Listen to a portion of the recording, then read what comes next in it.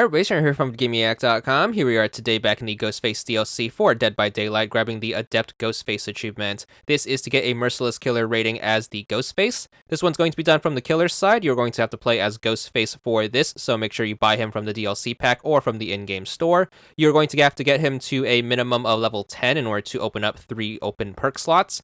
Make sure you set these as his 3 only perks. I'm all ears. Then you're going to want to have Thrilling Tremors, and then finally Furtive Chase. Make sure you leave the 4th perk slot open if you have it available to you. You could do whatever you want for add-ons or offerings, and then once you have that set, make sure you start up the game. So normally the Ghost Face is meant to be a more stealthy killer. However, since getting a merciless killer rating generally discourages playing stealthily, we are going to have to adapt his abilities into a more aggressive playstyle.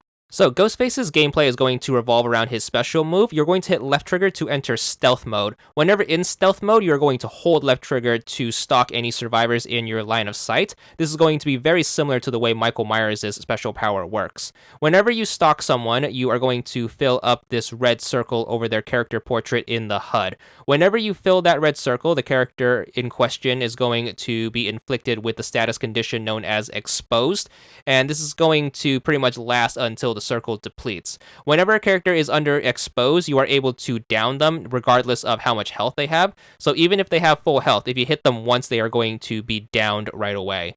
Now, this ability is generally going to be a little on the slow side. However, you can speed things up if you use Ghostface's lean ability. He has the ability to lean up against solid objects like a wall or a generator, and if you peek out, if you use your stock ability that way, it's going to charge way faster. However, since this is going to generally encourage camping, and we get penalized for camping in regards to the merciless killer rating, we are going to try to avoid this. So to make up for this and adapt it into a more aggressive play style, we are going to fill up the stock bar whenever you get the survivor in a position where they are standing still. So take advantage of if anyone is trying to loop you over any low hanging obstacles, or if anyone's trying to pallet camp, you want to make sure you fill up your stock bar in situations like those.